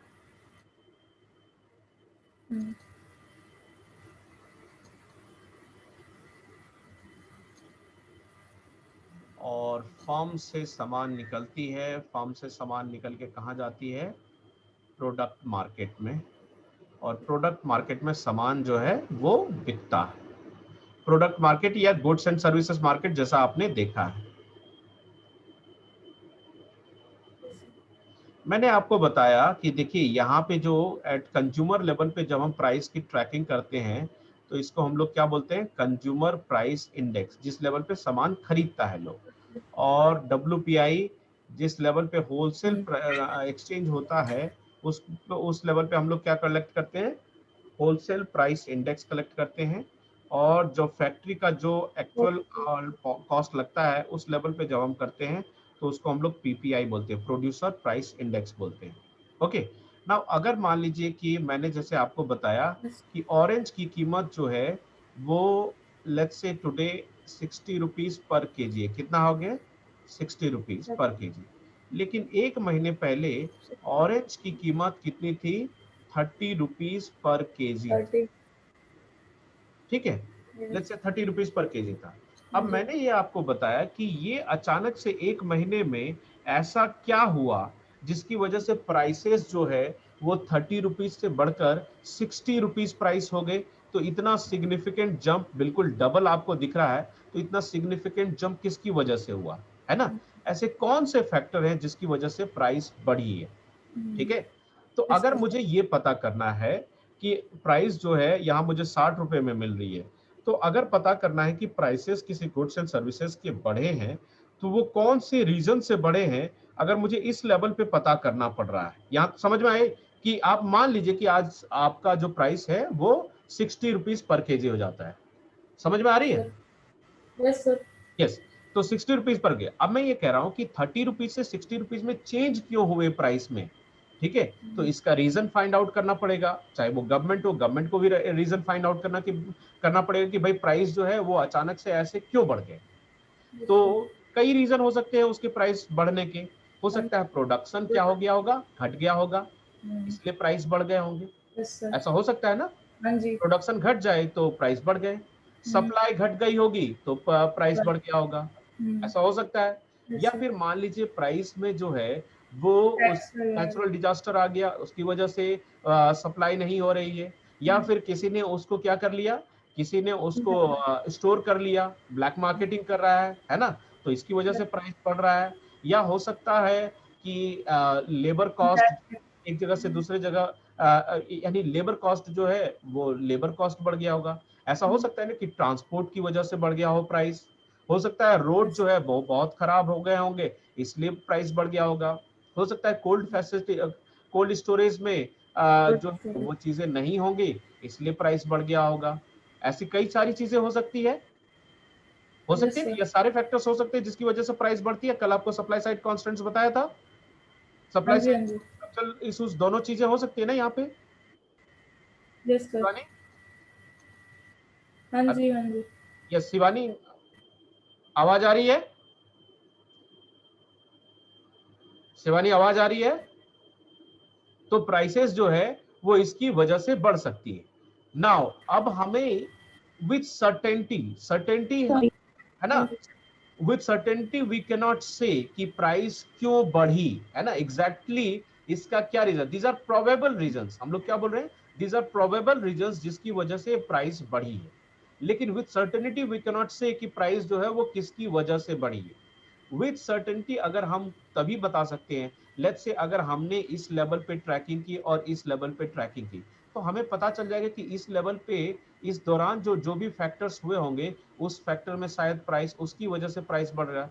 लेट्स से गवर्नमेंट ने जीएसटी जो है वो उस पे ज्यादा बढ़ा दिया है और जिसकी वजह से प्राइस जो है वो चेंजेस नजर आ रहे हैं। तो हम आइडेंटिफाई कर सकते हैं ना कि जीएसटी बढ़ रहा है इसलिए प्राइस बढ़ रहे हैं। क्या हम स्पेसिफिकली आइडेंटिफाई कर सकते हैं? अगर हमने यहाँ पे भी ट्रैकिंग की और यहाँ पे भी ट्रैकिंग की, तो क्या हम बेटर तरीके से बता सकते हैं? यस, बेटर तरीके से बता सकते हैं या नहीं बता सकते हैं?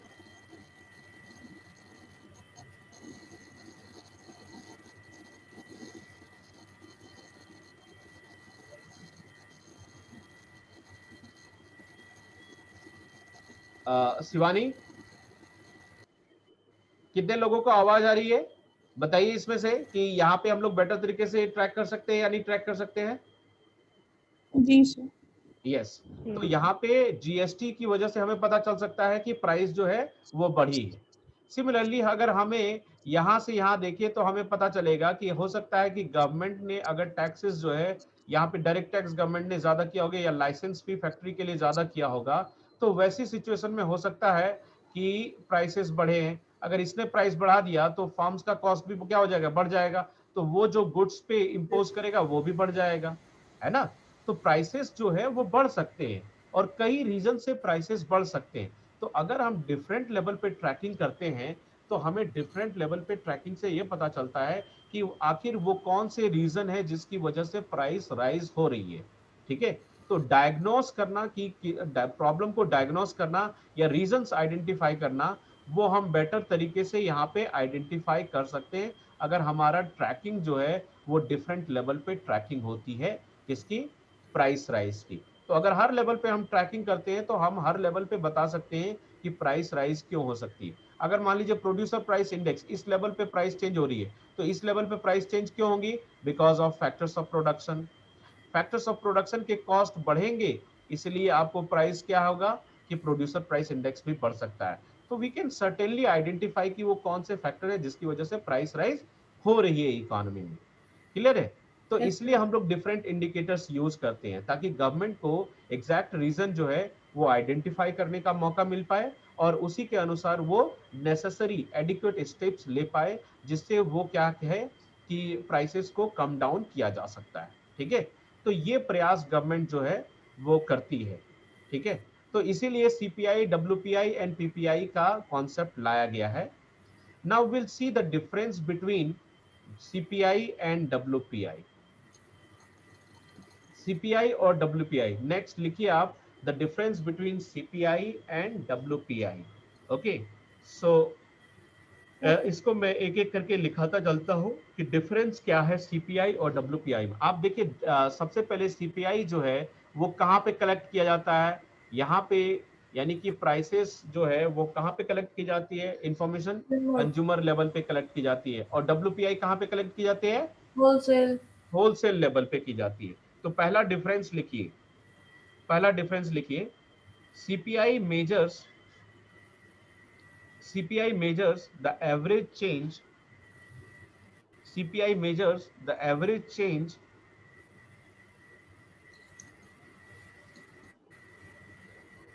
CPI measures the average change in general level of prices, average change in general level of prices of goods and services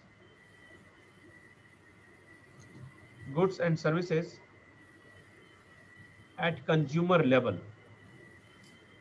CPI measures the average change in general level of prices of goods and services at general level of prices of goods and services at consumer level.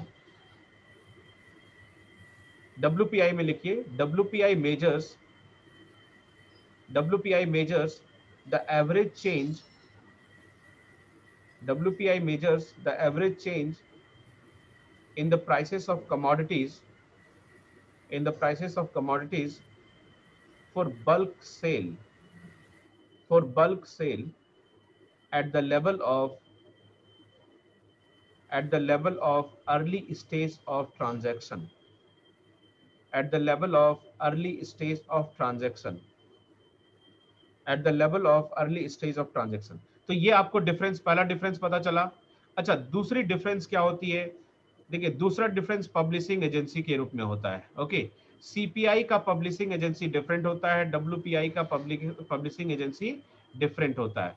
तो लिख लीजिए CPI is published, next लिखिए CPI is published by Central Statistical Organization. CPI is published by Central Statistical Organization, CSO, Central Statistical Organization. अब आप कहीं पे देखेंगे कि सीपीआई के कुछ सीपीआई के वेरियस वेरिएंट्स है, सीपीआई आईडब्ल्यू है, तो वो वेरिएंट्स जो है वो लेबर ब्यूरो के द्वारा भी पब्लिश किया जाता है। लेकिन ओवरऑल जब हम उसका देखते हैं सीपीआई जनरल, तो सीपीआई जनरल जो है वो कहाँ पे किया जाता है, ये पब्लिकेशन जो किया जाता है ये किया जाता है सीएसओ के द्वारा। Okay, central statistical organisation. WPI is published by Office of Economic Advisor. WPI is published by Office of Economic Advisor in the Ministry of Commerce. WPI is published by Office of Economic Advisor in the Ministry of Commerce. अब एक चीज यहाँ पे आप ध्यान देंगे, मैंने एक स्टेटमेंट बताया कि ऑफिस ऑफ इकोनॉमिक एडवाइजर, ठीक है, वो इकोनॉमिक एडवाइजर किसका होता है, वो इकोनॉमिक एडवाइजर आप जानते हैं कि वो इकोनॉमिक एडवाइजर फाइनेंस मिनिस्ट्री का होता है। लेकिन the office is located where, the office is located in the ministry of commerce. ठीक है, तो ये ध्यान रखेंगे, इसलिए इस स्टेटमेंट को, पूरी स्टेटमेंट को ध्यान रखेंगे आप। ओके, नाउ अगर मैं थर्ड डिफरेंस की बात करूं तो तीसरा डिफरेंस क्या होगा?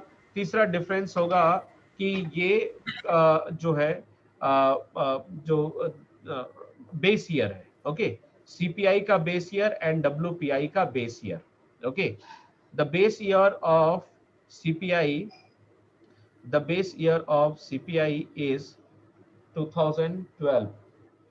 The base year of CPI is 2012. The base year of WPI is, the base year of WPI is 2011-12. ठीक है, लिख लिया तीसरा difference? Yes sir. Okay, now अब आप देखिए चौथा डिफरेंस क्या है। चौथा डिफरेंस अगर आप देखेंगे तो यहां से यहां देखिए जीएसटी कहां पे कलेक्ट किया जाता है। देखिए जीएसटी किस में इंक्लूड होगा? सीपीआई में इंक्लूड होगा या फिर डब्ल्यूपीआई में इंक्लूड होगा? डब्ल्यूपीआई तो यहाँ पे है, ऑलमोस्ट फॉर्म्स के जो प्रोडक्शन हो रहा है, फॉर्म्स जब प्रोड्यूस करेगा तब तो जीएसटी का कलेक्शन होता है ना, गुड्स के बेसिस पे। तो अगर मैं कहूं कि जो टैक्सेस हैं, तो टैक्सेस किस में इंक्लूड होंगे? इनडायरेक्ट टैक्सेस किस में इंक्लूड होंगे? सीपीआई में। ठीक है, डब्ल्यूपीआई में इनडायरेक्ट टैक्स इंक्लूड नहीं होता है। सो लिख लीजिए, CPI includes indirect taxes. CPI includes indirect taxes. WPI excludes indirect taxes. WPI excludes indirect taxes. Clear है? तो जीएसटी का एक्सक्लूजन किस में होगा? WPI में एक्सक्लूजन होगा और सीपीआई में उसका क्या होगा? इंक्लूजन, बिकॉज सीपीआई जो है कंज्यूमर लेवल पे करते हैं। तो कंज्यूमर को प्राइस किसके बेसिस पे मिलती है? जो प्राइस प्रोड्यूस किया गया, production cost and also the tax. Okay, next difference लिखिए, दूसरा डिफरेंस। और नेक्स्ट डिफरेंस क्या होगा? देखिए डब्ल्यूपीआई में जब हम कलेक्ट करते हैं तो वहां पे हम लोग क्या कलेक्ट करते हैं? होलसेल लेवल पे, यानी कि ट्रांसपोर्टेशन कॉस्ट, ये सारी कॉस्ट जो है, लोडिंग एंड अनलोडिंग कॉस्ट, ये सारी कॉस्ट यहाँ पे हम लोग शामिल नहीं करेंगे, क्योंकि ट्रांसपोर्ट इस लेवल पे होता नहीं है, होलसेल लेवल पे या बहुत कम होता है। और यहाँ पे क्या होगा कि डब्ल्यूपीआई से जब ये ट्रैवल करेगा तो सामान जो ट्रैवल करेगी मार्केट में, यानी फैक्ट्री से मार्केट में सामान ट्रैवल करेगी, तो लोडिंग और अनलोडिंग की जरूरत पड़ती है। तो लेबर को क्या है? लेबर आपको सर्विसेज दे रहा है। सिमिलरली आपको ट्रांसपोर्ट की सर्विसेज की जरूरत पड़ती है। सो एट मल्टीपल लेवल आपको सर्विसेज की जरूरत पड़ती है। तो यहाँ पे नेक्स्ट डिफरेंस क्या होगा? CPI includes services, it includes goods as well as services. तो CPI includes services, CPI includes services and WPI excludes services. Okay, इसका मतलब WPI includes only goods, whereas CPI includes both goods and services. क्योंकि overall prices में आपके goods and services दोनों चीजें आती है। सो क्या बोल सकते हैं हम लोग? WPI includes both, WPI excludes both taxes and services, और आप CPI includes both taxes and indirect taxes and services. Clear हुआ? Yes sir. ओके, तीसरी चीजें लिखिए, थोड़ा मैं डिफाइन कर रहा हूं। CPI includes, लिखिए, CPI includes food beverages, CPI includes ABC करके लिखते जाएंगे। CPI includes food, beverage and tobacco. A, food, beverage and tobacco. CPI includes A, food, beverage and tobacco. B, fuel and light, fuel and light. B, fuel and light. C, clothing, bedding and footwear, clothing, bedding and footwear, clothing, bedding and footwear. D, housing, D, housing. And E, miscellaneous. E, miscellaneous. It means it has a 5 component. Okay, so CPI includes A, food, beverage and tobacco. B, fuel and light. C, clothing, bedding and footwear. D, housing. And E, miscellaneous. Out of all these category, out of all this categories, लिखिए next statement इसी में, out of all this categories, out of all these categories, highest weight, out of all these categories, High. the highest weight is assigned to, the highest weight is assigned to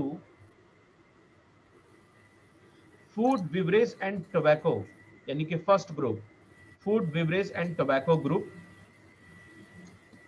Highest weight is assigned to, highest weight is assigned to food, beverage and tobacco group, followed by miscellaneous, followed by miscellaneous,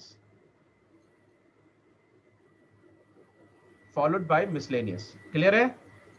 अब WPI side में लिखिए, WPI side में लिखिए, WPI includes,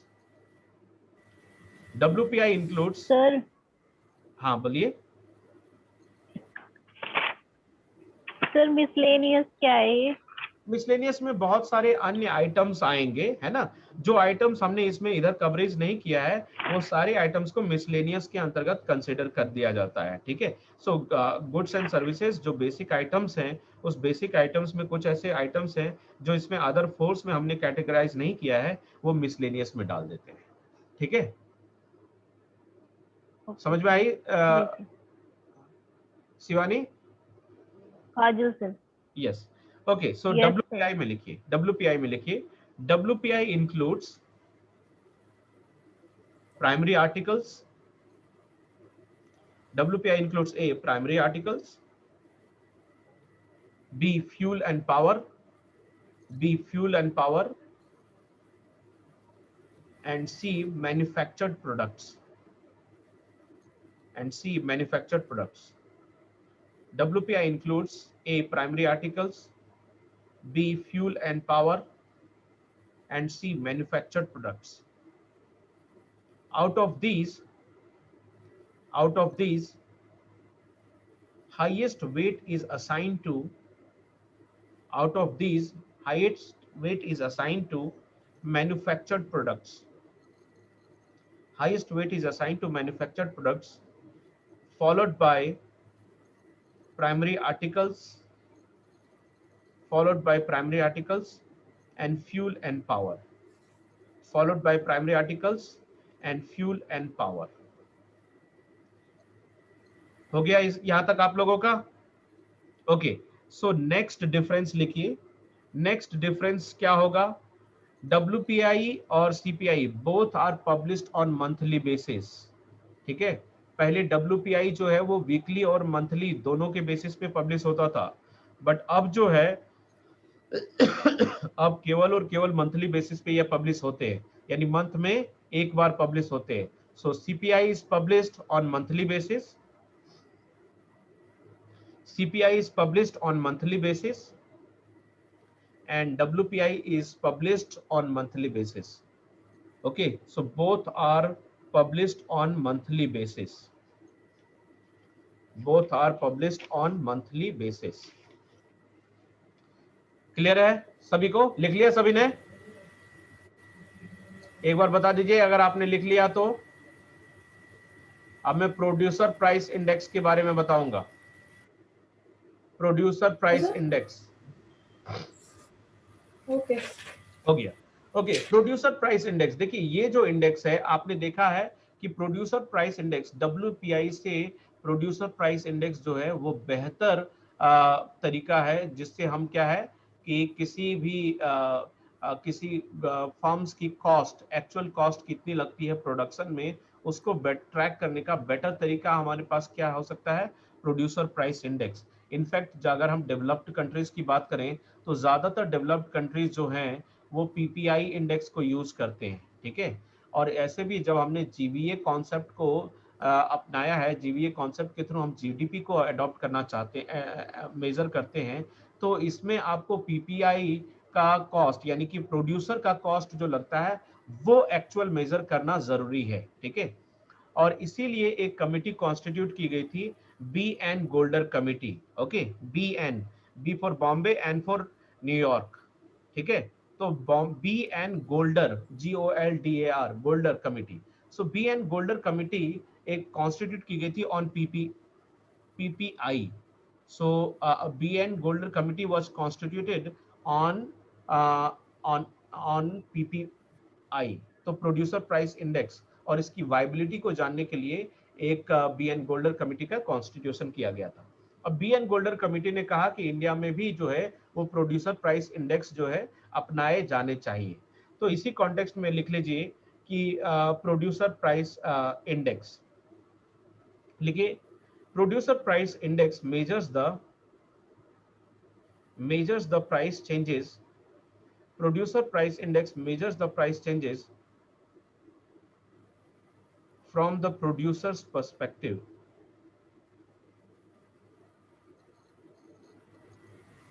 It tracks price changes. It tracks price changes at producer level. It tracks price changes at producer level for goods as well as services. For goods as well as services. For goods as well as services. BN Golder Committee, full stop, BN Golder Committee has recommended, BN Golder Committee has recommended for the implementation of producer price index, for the implementation of producer price index in India. Clear है यहाँ तक सभी लोगों को? Sir BN Golder Committee has recommended for the BN Golder Committee has recommended for adoption of producer price index PPI in India. Okay, so this committee was constituted and this committee made recommendation in 2017-18 and उस दौरान ये recommendation किया गया था BN गोल्डर committee के द्वारा। Okay, so ये सारे हमारे क्या थे, कुछ इसमें इश्यूज था जो हमने डिस्कस किया। नाउ हम लोग डिस्कस करेंगे नेक्स्ट चैप्टर की बात करेंगे, ठीक है? तो हम लोग नेक्स्ट चैप्टर की डिस्कशन करेंगे। अच्छा, एक चीजें आपने देखी होगी कल जो मैंने डिस्कस किया आप लोगों से, टाइप्स ऑफ जो कॉजेज ऑफ इन्फ्लेशन, सभी के पास बना हुआ है कॉजेज ऑफ इन्फ्लेशन का? Yes sir. जो कल हमने बनाया था डायग्राम, उसमें आपने कॉजेज ऑफ इन्फ्लेशन देखा था, ठीक है? अगर मैं उसकी सॉल्यूशन तो मैंने नहीं बताई थी आपको कि उसको सॉल्यूशन अगर ऐसी इन्फ्लेशन आकर होती है तो उस सिचुएशन में क्या गवर्नमेंट करती है, गवर्नमेंट कौन सी इंटरवेंशन कर सकती है, क्या बताया था ये आपको? No sir. नहीं। तो अगर मैं उसकी इंटरवेंशन को आज आपसे पूछूं कि उसकी इंटरवेंशन क्या करनी है, तो आप वन बाय वन देखेंगे, जैसा हमने कल डिस्कस किया था उसी के सेंस में देखेंगे, ठीक है?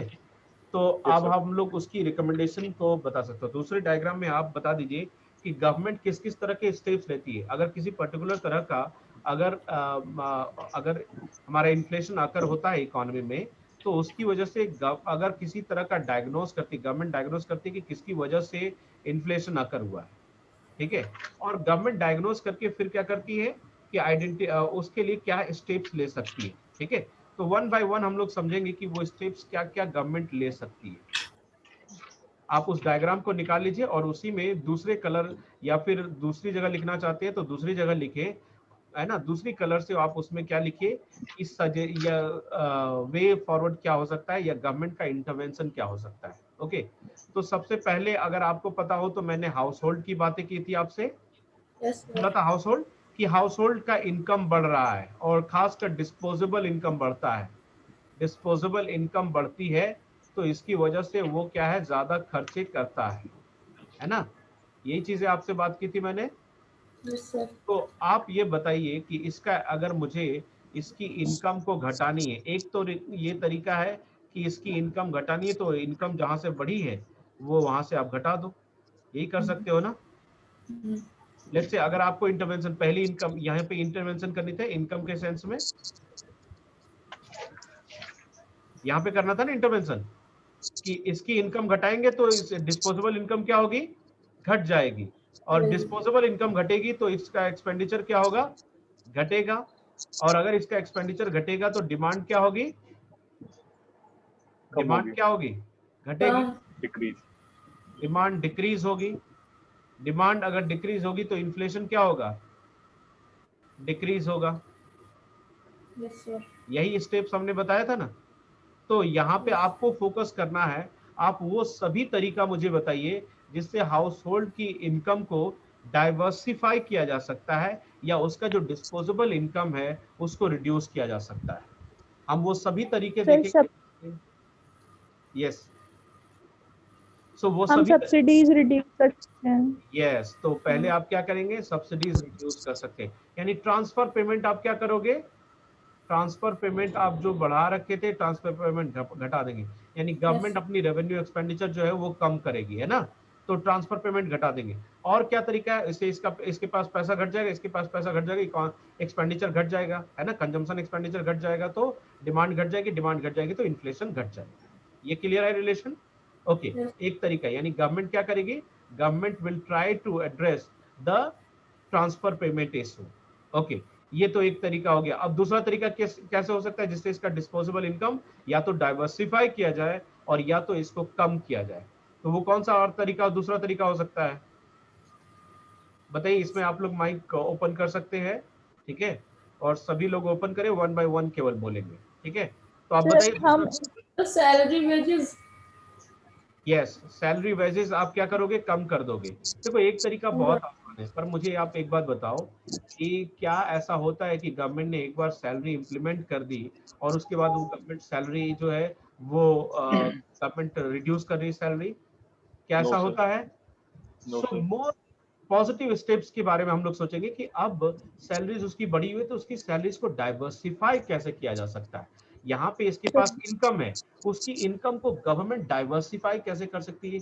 डाइवर्सिफाई जो लेस, जहाँ पे इन्फ्लेशन हो सकता है या फिर गवर्नमेंट अपने पास पैसा जो है खींच ले। तो कोई तरीका है गवर्नमेंट के पास जो इससे पैसा खींच ले? यस, टैक्सेस बढ़ा दे, कौन सा?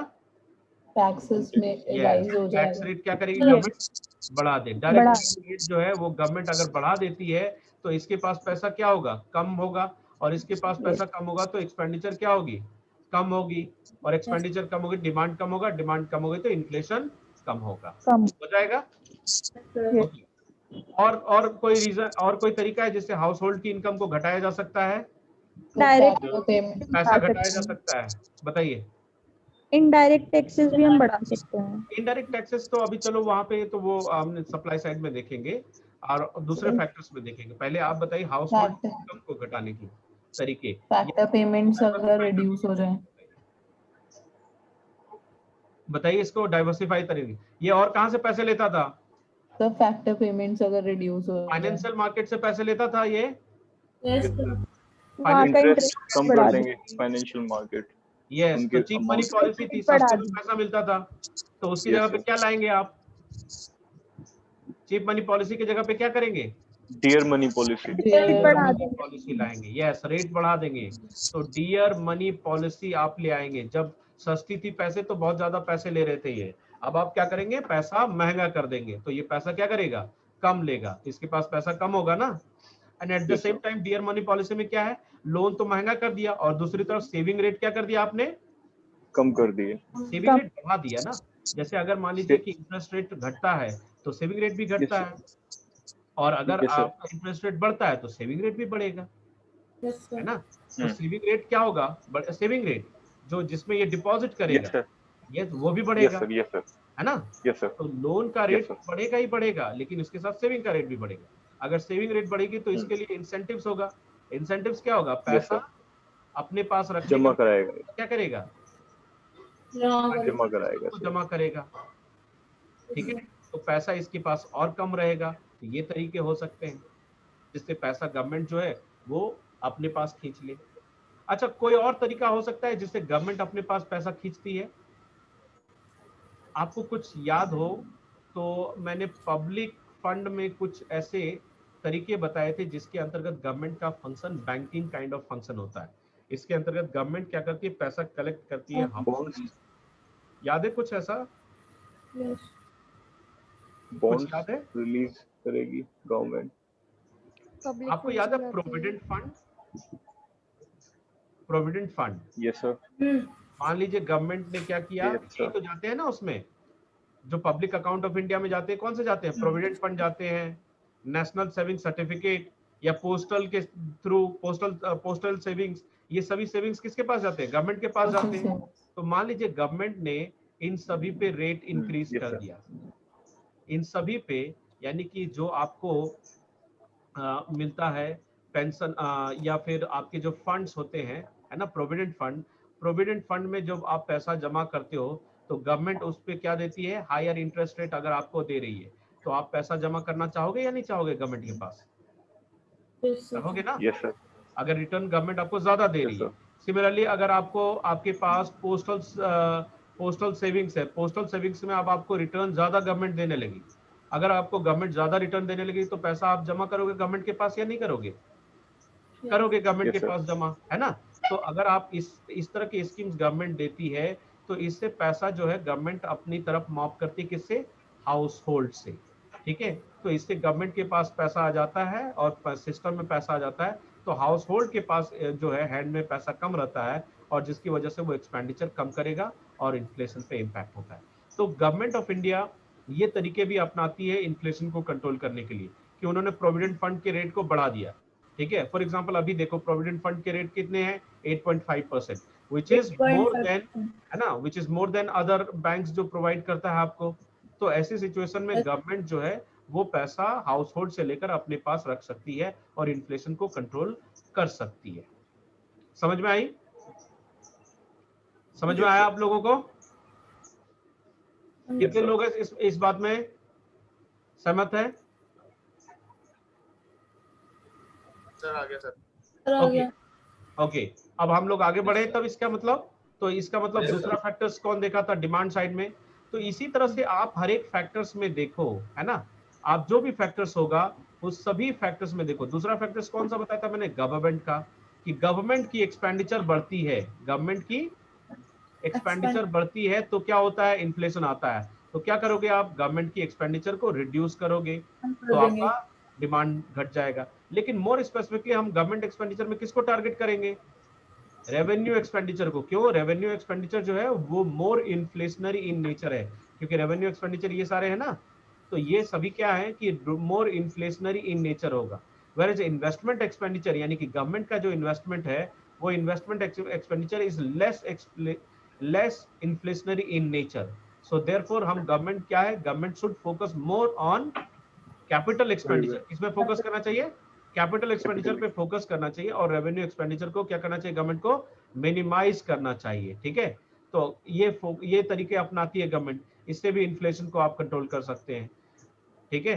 तो यहाँ पे ये तरीका है। सिमिलरली जो भी आपने इसमें इंटरवेंशन देखे अभी तक, जो भी इंटरवेंशन देखा, उन सभी इंटरवेंशन में आप तरीका ढूंढ के निकालो कि वो कौन से तरीके हैं जहां उसकी पैसे को कम किया जा सकता है। अब फॉर्म्स है, इन्वेस्टमेंट को कम करोगे तो आपका क्या होगा?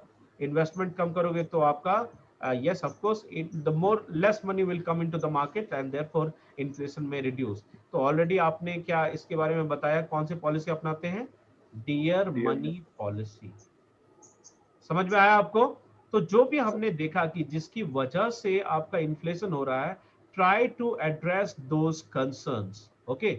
उसकी कंसर्न्स को एड्रेस करो कि वो कैसे रिमूव किया जा सकता है, कौन से तरीके हैं जिससे उसको रिमूव किया जा सकता है वो प्रॉब्लम, तो हमारा इन्फ्लेशन का इशू जो है वो एड्रेस हो जाएगा। समझ में आई ये बात?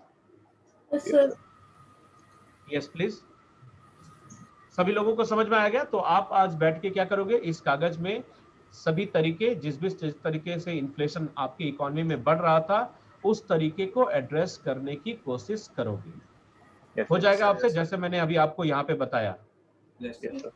हो जाएगा? डिमांड साइड ऑलमोस्ट मैंने आपको कह ही दिया, अब आपको सप्लाई साइड वाली करनी है। हो जाएगा? ओके, तो ठीक है। तो यहाँ पे हम लोगों ने इसके साथ इन्फ्लेशन जो है वो ऑलरेडी देख लिया। ये हमारा इन्फ्लेशन था, तो इन्फ्लेशन हमने देख लिया, ठीक है? तो इन्फ्लेशन की चैप्टर हमने इसी के साथ खत्म करते हैं। हम नेक्स्ट चैप्टर जो है शुरुआत करेंगे, नेक्स्ट चैप्टर शुरुआत करेंगे। हाँ, 1 घंटे बाद हम लोग क्या करेंगे? कि इसका क्लास लेंगे और हम लोग शुरुआत करेंगे external sector. External Yes, sir. Sector में आपको बहुत ज्यादा लिखने की जरूरत नहीं पड़ेगी, वहां पीपीटी बना हुआ है। With the help of PPT आप लोग बस उसको जो भी एक्स्ट्रा चीजें हैं वो नोट डाउन करते जाएंगे और हम लोग ज्यादा नोट्स बनाने पे फोकस नहीं करेंगे क्योंकि मैंने ऑलरेडी सारी चीजें उसमें मेंशन कर दी है। ठीक है, तो आपको थोड़ी आसानी हो जाएगी। तो हम लोग फिर 1 घंटे बाद मिलते हैं। ठीक है, yes sir. Okay okay sir. Okay sir, thank you sir. बच्चों लिंक आएगा थैंक यू सर। दोबारा से लिंक आएगा। दोबारा से सभी को लिंक आएगा तो उसको आप एक्सेप्ट करना, फिर हम लोग करते हैं डिस्कशन। ठीक है, ओके सर। ओके। जी सर।